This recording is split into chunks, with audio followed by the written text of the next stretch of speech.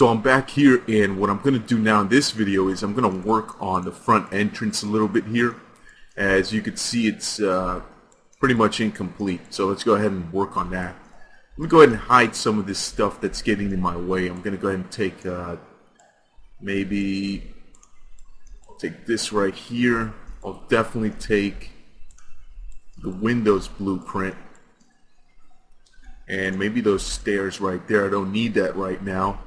So I'll take those things, I'll select them, and in the quad menu I'll hide that selection. Okay. I'm going to come in here and I'm going to take these polygons, or this polygon I should say. We're going to delete that, get rid of it. Now I have some extra edges right here that I don't really need. So what I'm going to do is go to edge mode. I'm going to select this edge here and control select that edge down there.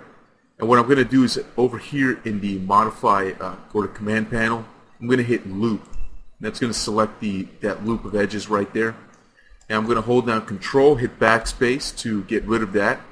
And you notice that it creates a triangulation error here. As you can see, this polygon is being triangulated incorrectly by 3ds Max. That's very easy to fix. We had a similar problem that occurred over here. I believe it was on this polygon, and we fixed it manually. Now we're going to look at an automatic tool that allows us to do that a little bit quicker and easier, and works very well in most cases. Not all, but most. So here's the polygon. What I'll do is select the polygon. In the graphite modeling tools, I'm going to go over to the triangulation menu, and you can see we only have 3 options. The one I want to use is retriangulate. So I'll go ahead and click on that, and you notice that it instantly fixes the problem for me. Okay, so that was the only problem with that polygon, was the triangulation was wrong. Okay, so let me come in here and let me go to edge mode, select that edge right there. And I can see that I need to follow the blueprint here on the ground. So what I'll do is I'll just extrude the edge as usual, hold down shift and move it. Okay. Now I'll select the blueprint, and I'll select the segment right there, that edge of the blueprint, by hitting 2 on the keyboard and then selecting it. And if I activate the move tool, I can see down here in the lower part of the interface the X, Y, and Z transforms. But that's getting kind of cumbersome. So what I'm going to do is I'm going to use the transform type in tool instead. Hit F12 on the keyboard. That's going to open up the move transform type in window. And basically it's this same information that's down here in the lower part of the interface, but it's available to you in this free floating window. You can drag around all over the place. You can minimize it, close it, whatever you want to do. Okay, so here's my absolute world coordinates right now. The X is 10 feet 6 inches. So I'm just going to take that value, hit Control C to copy it. Then I'm going to come back and select my my actual house here, and for the X coordinate I'll paste that number, which was 10 feet 6 inches, hit enter. And now that edge is going to be exactly where this edge is down here on the blueprint, which is what I want. Okay, now we need to create that that kind of geometry over here on the left side as well. Okay, so if I select this edge and I move it, I can see that I only have one continuous edge right there. I'll hit Control Z to undo that. What I want to do is break it up and make a vertex so it matches up with the blueprint right there in that corner. So with the edge selected, I'll go up to the graphite modeling tools. Let me go to edges. Down here, insert vertices, make sure it's set to 1. Just click on insert vertices one time. Okay. Now you should be in vertex mode. If you're not, go ahead and go into vertex mode, and you can see we have this new vertex right there we've created. So I'll take that vertex, and I'm going to use the snap tool. I'm going to snap it to this vertex over here on the blueprint. And it actually didn't do a very good job right there, so let me go back. And the snapping tools in 3ds Max can be a little bit clunky at times. Okay, there we go, got it. Alright, so what I'm going to do now is I'm going to take this new little edge there in the corner. I'm going to extrude that. Oh, you got to make sure I take snaps off. S is the shortcut key on the keyboard, by the way, to turn snaps on and off. Alright, what I want to do is I want to take that edge right there, and I'm probably going to move that to about 7 feet. Let me go over here to my blueprint and background over there. And I believe that the front doorway entrance is this rectangle right here. It's a little bit hard to see. That's 8.5 feet, 7 feet right there. I believe it's this one. Let's go ahead and do it 7 feet. If anything, we can always adjust that later in case we get it wrong. So let me take that, and over here in the type in tool, I'm going to type in 7 feet for the Z-axis. Okay, pretty good.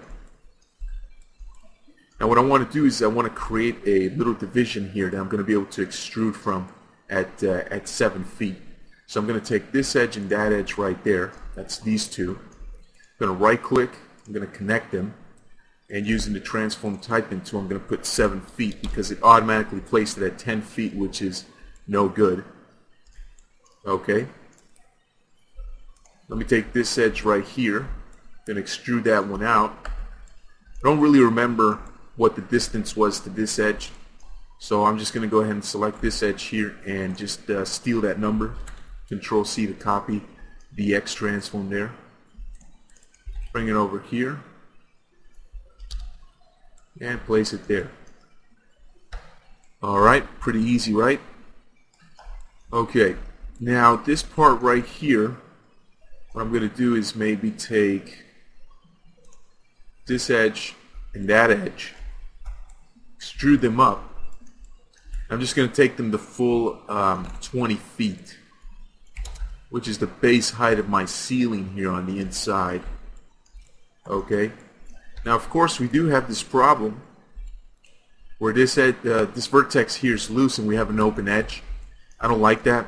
So what I'm going to do is I'm just going to open up the quad menu, hit target weld, and just target weld that loose vertex to that vertex down there on the staircase, and there we go. Now we shouldn't have a problem at all. Okay, so now what I can do is I can build myself a wall that connects from the left over here to the right, and that's actually going to be very easy to do in 3ds Max.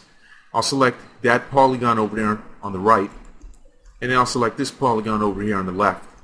And what I can do is simply go up here to the Graphite Modeling Tools, and I'll go to the Polygon menu, and you can see we have this tool called Bridge.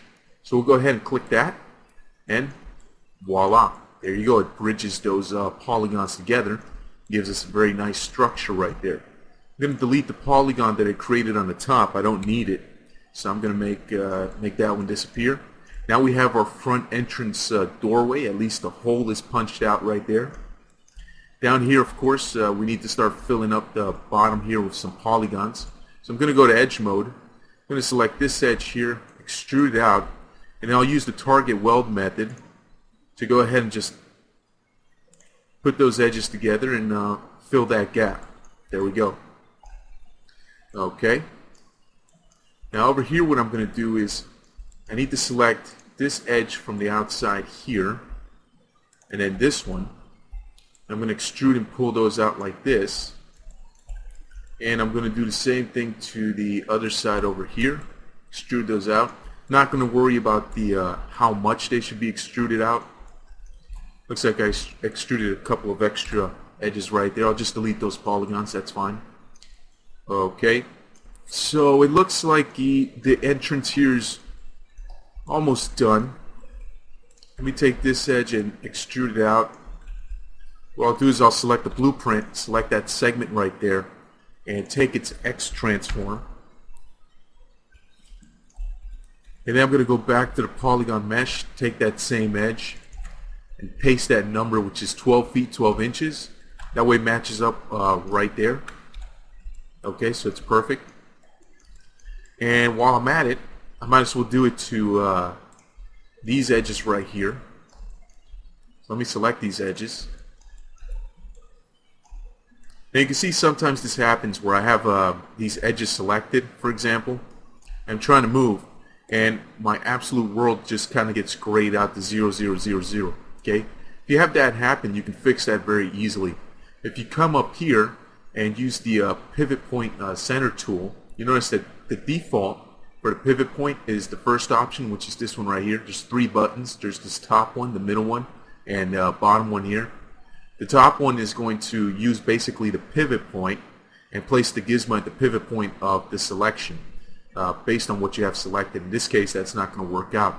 So what I'm going to do is use the second option, which allows us to use the selection center. In other words, the transform gizmo will be placed at the center of the entire selection. So watch what happens. When I select the second option, you can see the gizmo moves to the middle of basically all these edges right here. And if it was vertices, it would move to the middle of all the vertices. If it was polygons, it would move to the middle of all the polygons. So basically the common average center of your selection. And now you notice also that now I can type in my values into the transform type in tool.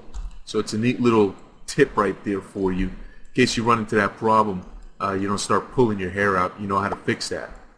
Okay, so I'm going to take these two edges there since I don't need those.